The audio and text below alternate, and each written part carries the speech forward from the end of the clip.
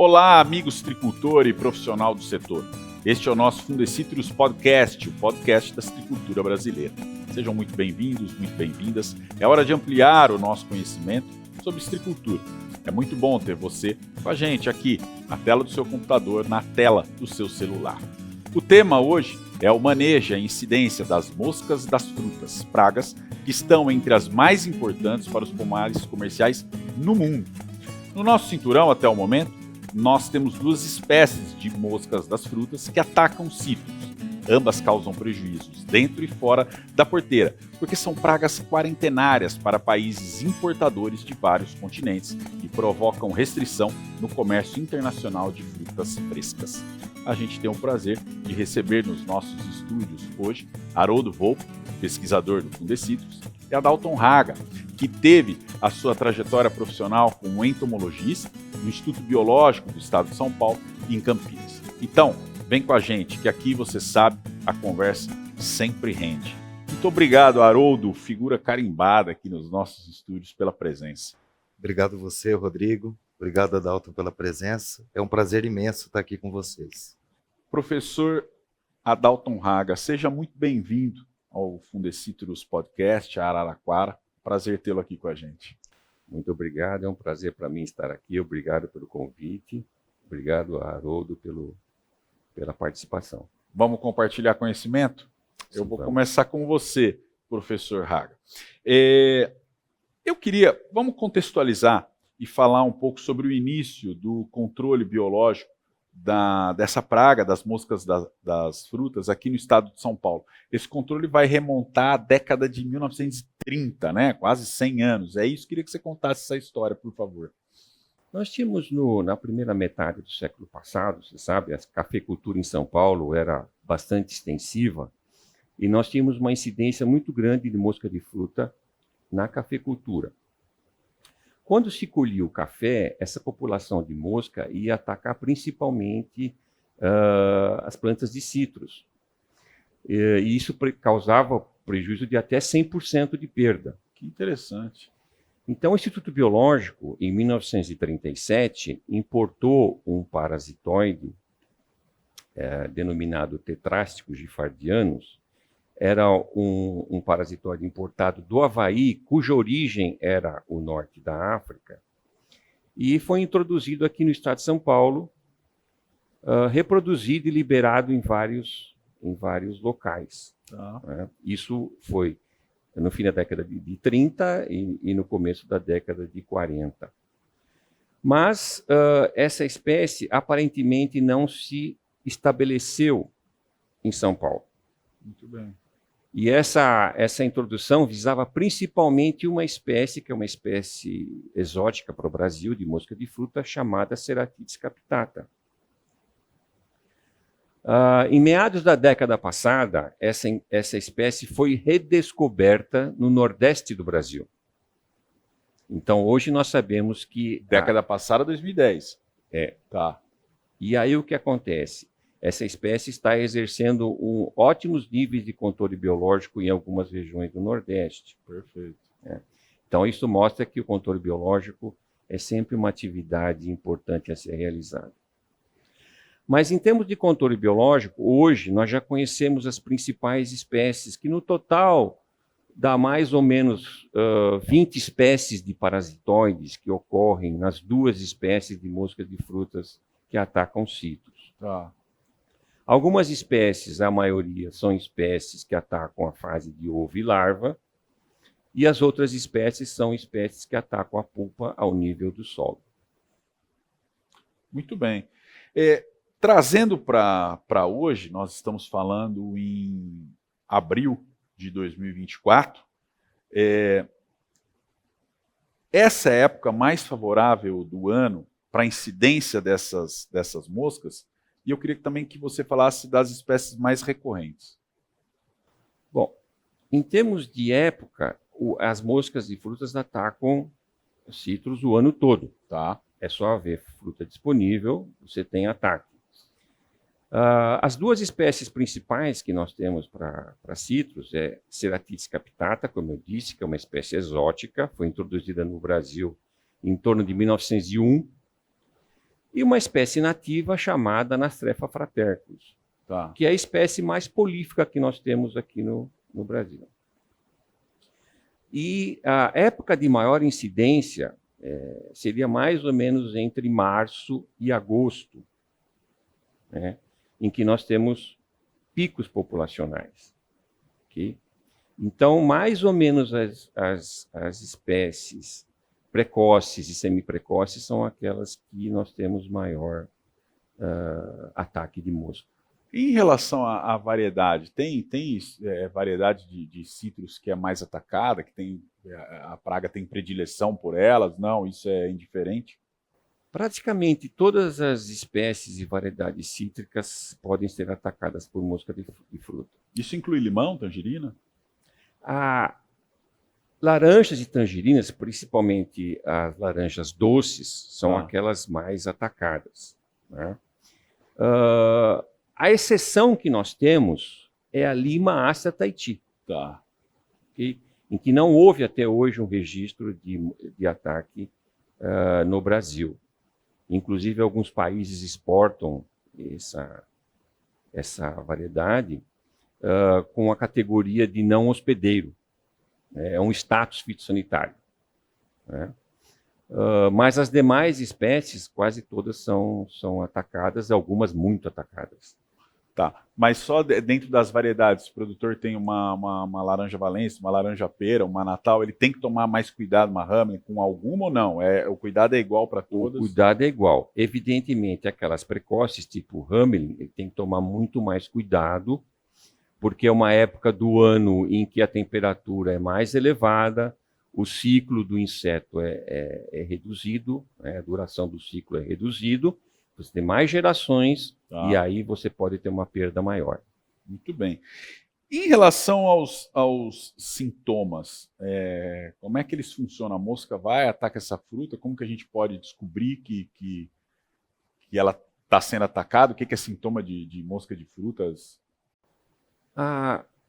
Por exemplo, depende da espécie. Vamos supor, Ceratitis capitata tem o hábito de atacar frutos maduros. Tá. E a Anastrefa fraterculus, ela pode atacar o fruto a partir de metade do desenvolvimento do fruto, ou seja, o fruto ainda está verde. Perfeito. Okay? Quando o fruto está verde, normalmente o sintoma é um amarelecimento no ponto de oviposição do inseto. Tá. Okay? Sabendo que esse inseto não coloca o ovo no exterior do fruto, ele coloca o ovo no interior do fruto. Tá. Okay? E ali já há uma modificação no metabolismo da fruta.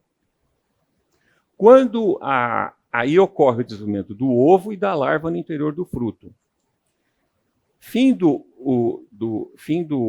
estágio larval, essa larva abandona o fruto e vai empupar no solo. Tá. Então, quando ela abandona esse fruto, existe um furo de saída. Então, é muito fácil identificar o ataque da mosca.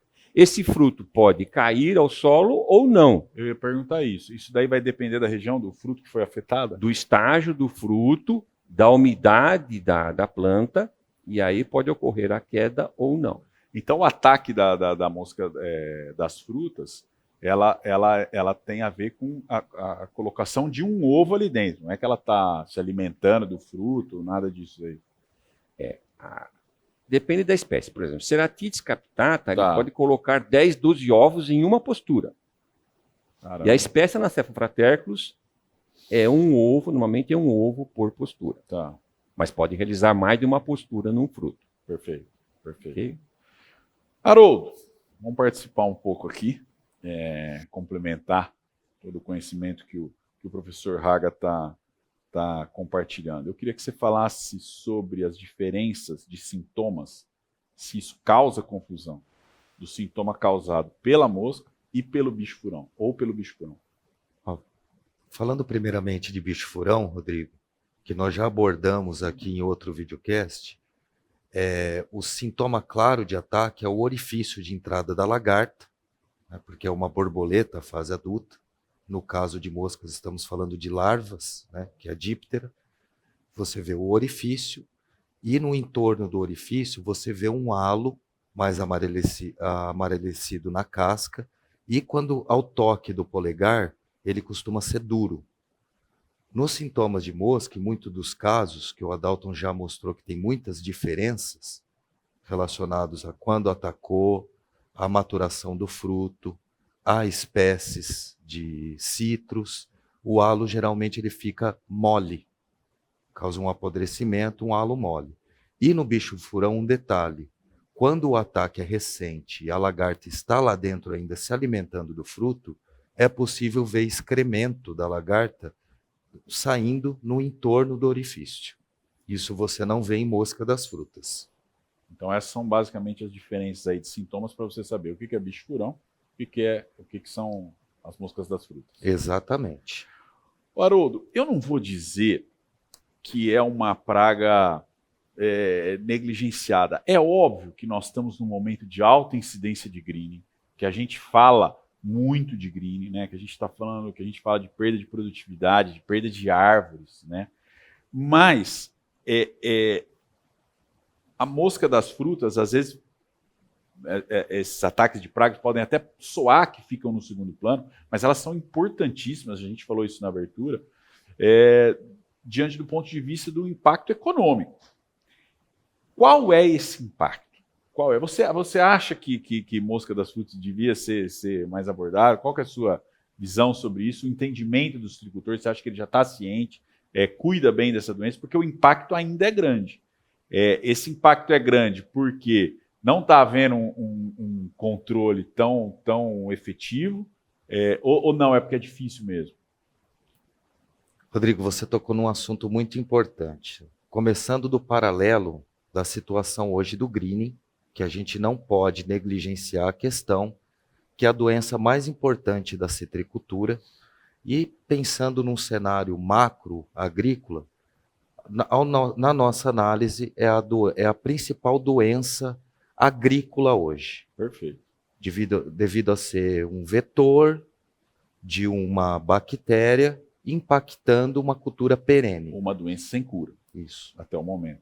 O que vem acontecendo é o seguinte: quando o citricultor se depara com uma doença como essa, muitos esforços estão sendo colocados no sentido do manejo do greening do seu inseto vetor. E acaba-se que outras pragas e também doenças sejam esquecidas ou colocadas em segundo plano. Isso é natural. Por isso estamos aqui hoje falando de um assunto não menos importante. E por quê? Isso eu queria dar um foco. Tá. Por incrível que pareça, não é o greening que derruba mais frutos no parque citrícola. Interessante. E sim, gostaria de dar esse enfoque ao citricultor, que moscas das frutas junto com bicho-furão estão derrubando 6,2% dos frutos. É o maior impacto de queda da citricultura, são dados atuais desse ano. E, Rodrigo, fazendo um paralelo muito alto, uma situação hipotética. Nós não conseguimos separar a queda de moscas das frutas e bicho-furão, porque a contagem dos frutos com os sintomas do ataque são feitos principalmente em rede e num momento tardio que fica difícil de separar o que é um ataque de mosca e furão. Então a gente não estratifica esses dados. Tá. Mas numa situação hipotética, considerando que desses 6,2%, metade seja queda de moscas, Tá. 3,1%, ok? Perfeito. E considerando a nossa última produção no Parque Citrícola de 314 milhões de caixas de laranjas, correto, fazendo a queda para 3,1%, nós teríamos uma perda financeira de aproximadamente 700 milhões de reais. Veja o quanto que causa de prejuízo ao citricultor, por isso que eu considero que o assunto de hoje é muito importante e deve ser abordado, e o citricultor tem que adotar medidas de monitoramento e manejo, implementando assim o MIP, que é o que nós preconizamos como entomologistas.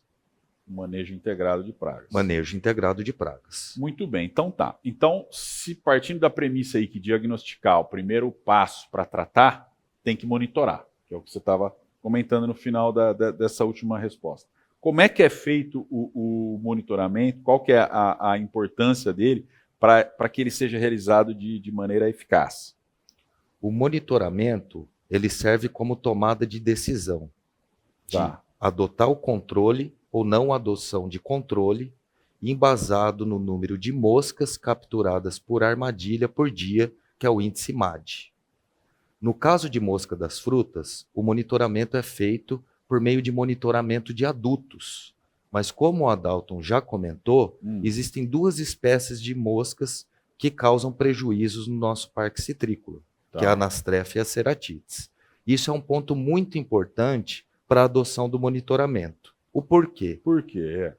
Porque para a Ceratites captata, se existe produtos comerciais à base de um paraferomônio, mas os feromônios são específicos para o monitoramento de uma espécie. Ele é específico para uma determinada espécie. Esse paraferomônio, ele só atrai Ceratites captata. Então, em locais, em pomares, em micro-regiões em que ocorra somente a Ceratites captata, ele pode ser adotado. Ele é associado a uma armadilha chamada armadilha tipo Jackson. No caso de locais que há incidência exclusiva de Anastrefa ou Anastrefa e Ceratites, obrigatoriamente tem que se adotar outro método de monitoramento embasado em proteína hidrolisada, da proteína alimentar de moscas das frutas, que atrai ambas as espécies, Anastrefa e Ceratites. E por aí, por essa atração, você vai medir, vai monitorar, vai medir, para tomar a decisão de fazer o tratamento. De se fazer o controle ou perfeito. Não fazer o controle e continuar monitorando. Algo muito negligenciado hoje no setor. Poucos utilizam ferramentas de monitoramento e monitoramento é o preceito para adoção do manejo integrado de pragas. O monitoramento e o reconhecimento das espécies de moscas para se fazer a contagem nas armadilhas da espécie correta. Falando das armadilhas, professor Adalton Haga, precisa haver alguns cuidados na instalação. Eu queria que você orientasse o citricultor, falasse desses cuidados aí. O mais importante é que essas armadilhas não fiquem expostas ao sol. Fiquem instaladas a uma altura aproximada de entre 1,60 m e 1,80 m no interior da copa. Okay? Por quê? Para evitar que a insolação deteriore o material atrativo, seja para feromônio ou seja atraente alimentar. Muito bem. Vamos agora, então, tá bom, identificou, precisa agir, o citricultor precisa agir. Colocou a armadilha, monitorou, viu lá que seu pomar está sob ataque, né? É hora de agir. Quais os químicos, professor, que mais se destacam no controle da praga? Nós tivemos alguma evolução no tratamento? Começou lá atrás com, o senhor já falou, com o controle exclusivamente biológico. Então, eu queria que você falasse hoje do químico, do biológico e tudo que foi evoluído nos últimos tempos. Hoje nós temos um grande problema em relação ao controle químico. Nós temos pouquíssimos produtos registrados para mosca de fruta. No caso da citricultura, nós temos 9 ingredientes ativos. Desses 9, só 5 deles estão no Procitrus. Na Protecitrus. Protecitrus, perfeito. Desculpe. E acontece que nós temos produtos que já estão no mercado aí há 70 anos.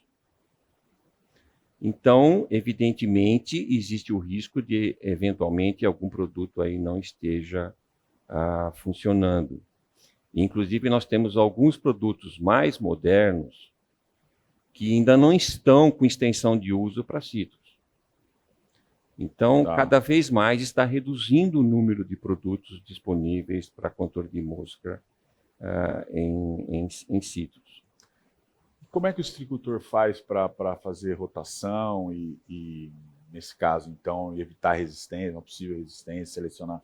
Existem poucas opções, porque nós temos, a maioria, alguns fosforados e piretroides, né? Então, nós temos poucos mecanismos de rotação de produtos. Então, isso é um grande problema. Então, temos um desafio aí, né? Nós temos um desafio, inclusive, porque a intensa aplicação de produtos para psilídeos poderá estar afetando, inclusive, o controle de mosca de fruta. Tá. Né? Muitos produtores acham que estejam aplicando para psilídeo, estariam controlando mosca. E isso não é verdade, porque normalmente a dose para mosca de fruta é maior do que aquela para psilídeo. Tá. E o que pode estar acontecendo você está provocando, na verdade, resistência para a mosca, porque está usando uma subdosagem para ela. E os produtos biológicos? Tem alguma coisa ou em andamento, ou que já esteja funcionando, o próprio inimigo natural? Nós temos, em termos, por exemplo, de entomopatógeno, nós temos produtos tipo fungo, Bovéria baciana, Tá. e nós temos nematóide entomopatogênicos que ainda estão sendo desenvolvidos, acredito que esteja brevemente disponível para comercialização, que atuam a nível do solo, né, para atacam a pulpa do solo. Perfeito. Né? Então, nós temos praticamente hoje mais disponível só adulticidas, como é a maioria dos produtos que estão químicos disponíveis também. A maioria são adulticidas. Muito bem. E existe uma frequência mais indicada para aplicação, para as aplicações? Existem dois cenários. Primeiro, um cenário em que a propriedade está sendo feita o monitoramento. Tá. Então, uma vez alcançado o MAD, que o valor... O que é o MAD? É mosca por armadilha por dia. Tá. Então, é um valor que foi obtido do monitoramento. Alcançado o valor 1, a pessoa vai fazer o controle. Tá. E o que nós indicamos na citricultura é sempre o uso de isca tóxica e nunca aplicação em cobertura total. Tá Okay? bom.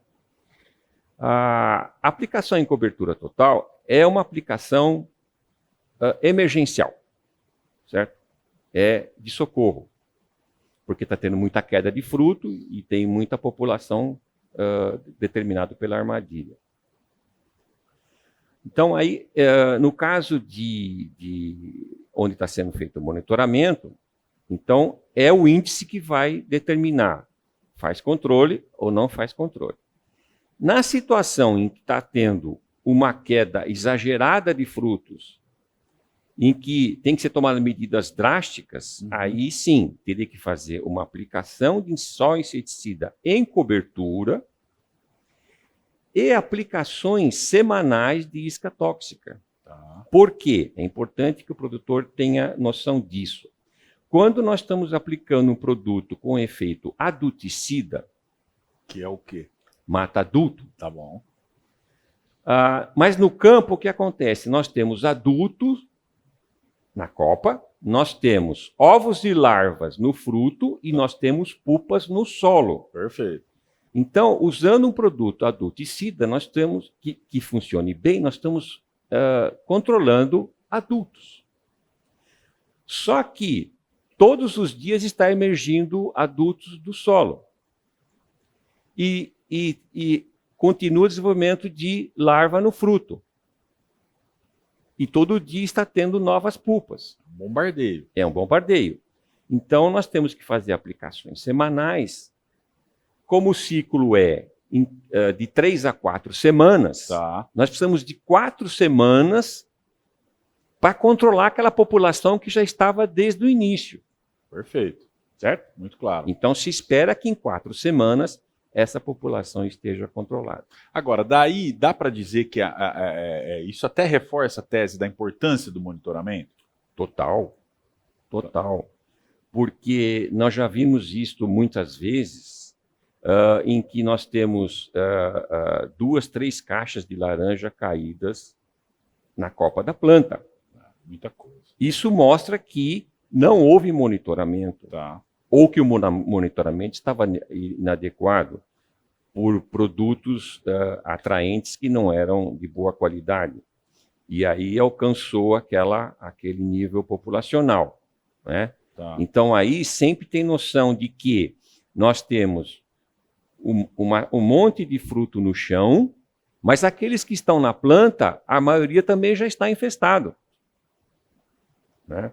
Inclusive, no passado, uma indicação que nós fazíamos era a retirada total destes frutos caídos no chão. Sim, isso é sempre não é no passado, não. Essa é uma recomendação Isso. importante, né? Que se limitou hoje por problemas de mão de obra, mas Claro. que é muito eficaz. Claro. Muito eficaz. Porque ali você tem nascedouro, né? Pois é, continua a população, São fontes, né? a fonte de população. Professor, quais as demandas tecnológicas para o manejo de moscas das frutas? Bom, o que nós temos hoje de manejo de mosca de fruta, ele remonta à década de 1940. Tá bom. Okay? Nós não temos coisas novas. Então, em termos de demanda tecnológica, são inúmeras. Eu vou destacar algumas. Vamos lá.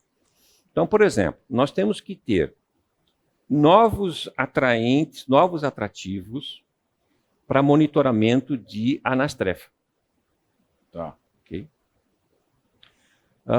E que possa, por exemplo, ser usado numa armadilha seca.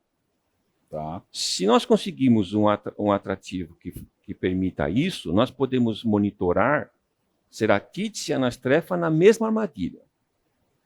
E, de preferência, que essa armadilha seja uma armadilha inteligente. Que seria o quê? Uma armadilha que detecta a espécie e manda aquela informação diretamente a uma central de análise de dados. Tá bom. Ok?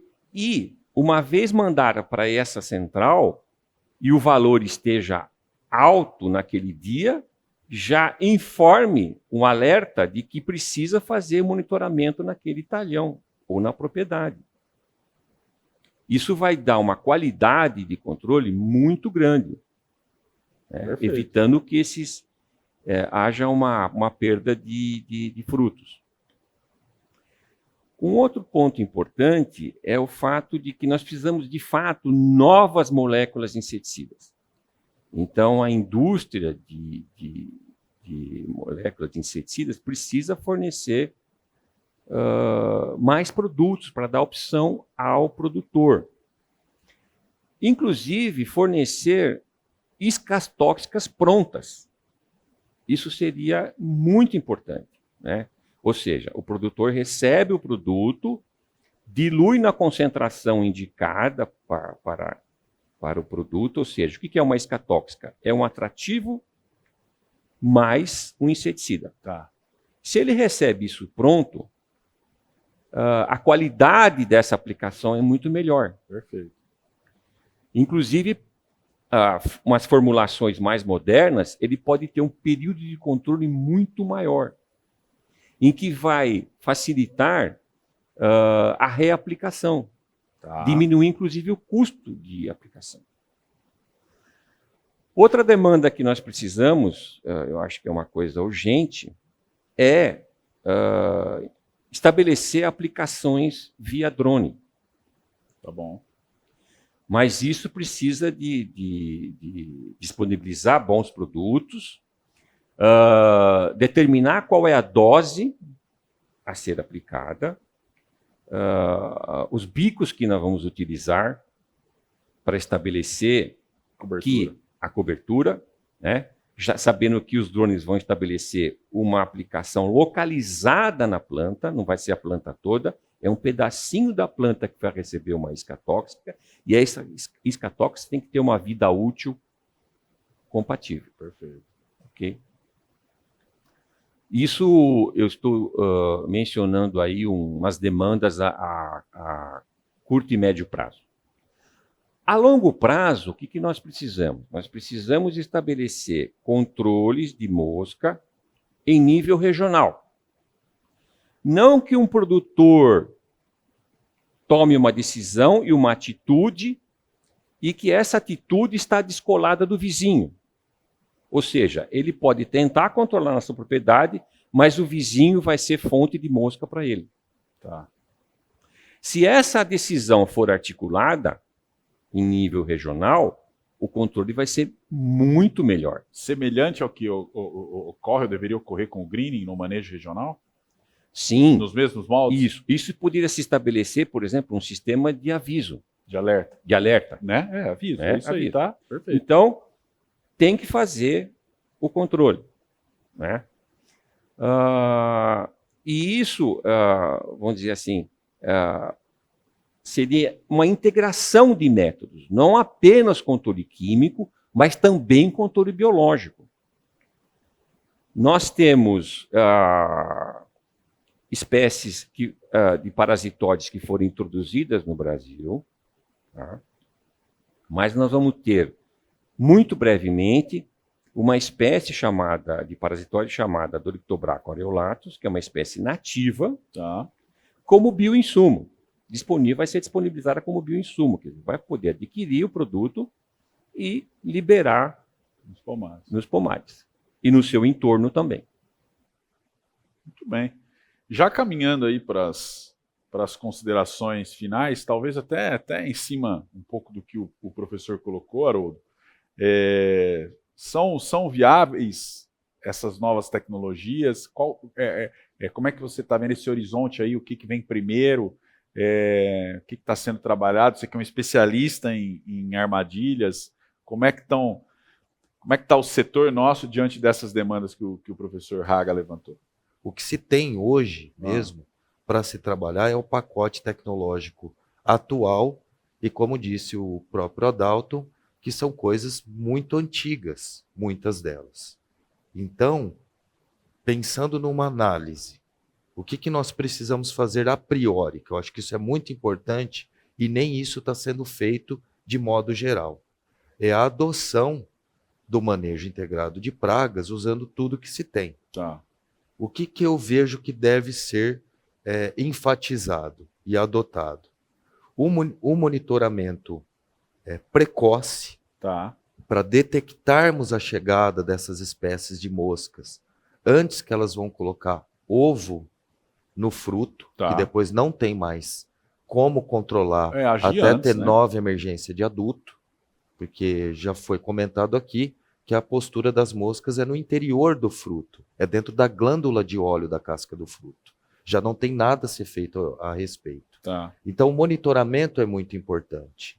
E nesse monitoramento precoce, tomar o cuidado da escolha do método de monitoramento condizente com a espécie de mosca. Tá. Enquanto nós não tenhamos desenvolvimento de armadilhas secas, que eu concordo plenamente com o Adalto, que seria revolucionário, Ideal. uma armadilha seca que monitore as duas espécies usando um semioquímico que faça esse tipo de atração e determinando-se um nível de controle para que isso seja feito com segurança.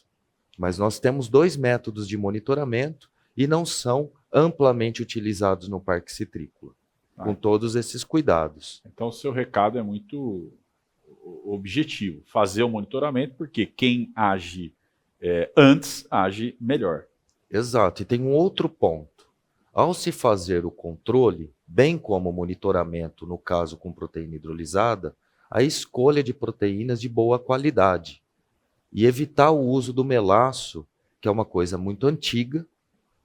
Tem pesquisas mostrando que o melaço não atrai o inseto, ele é muito sazonal, o cozimento vai variar a atratividade, muitos deles nem atraem, e não utilizar melaço para atração do inseto combinado com inseticida na confecção de uma isca tóxica, ou não usar uma proteína hidrolisada com mistura de melaço, ou o próprio melaço, ou mesmo suco de fruta, para se fazer o monitoramento quando associado à armadilha McPhail.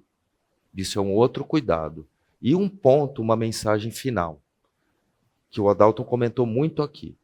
O controle cultural, que é a catação dos frutos caídos ao solo, dos frutos com dano de moscas que estão ainda no fruto, a destruição desses frutos e o enterrio desses frutos, que a gente começa a falar aqui de um manejo conjunto de pragas, que isso é uma coisa que a gente preconiza muito na citricultura, porque você vai estar fazendo controle de moscas das frutas e também do bicho furão dos citros.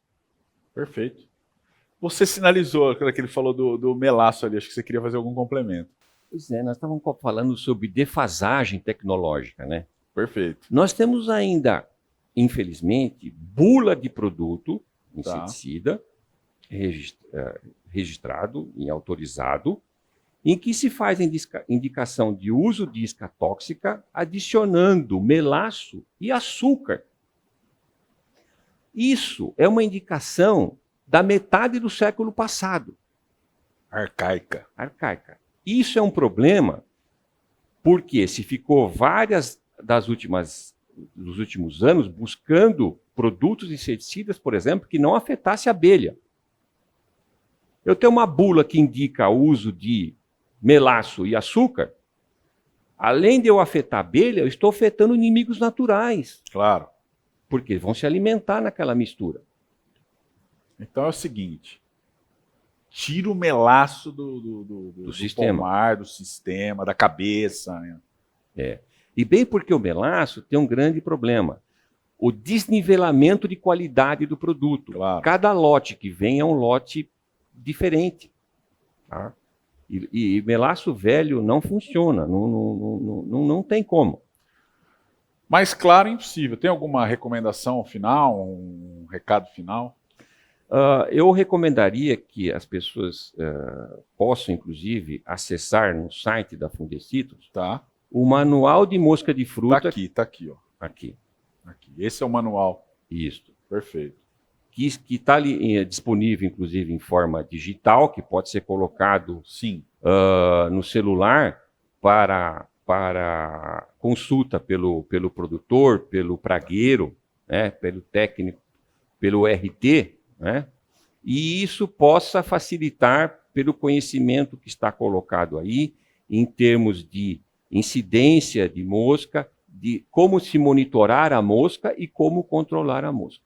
Recado dado por todos aqui. Eu agradeço a presença do professor Adalton Haga, que é pesquisador e consultor na área de entomologia e que gentilmente veio nos visitar. Ele veio de Campinas para poder ter essa conversa com a gente. O Adalton, inclusive, é um dos autores aí do manual que ele recomendou, esse que a gente acabou de mostrar.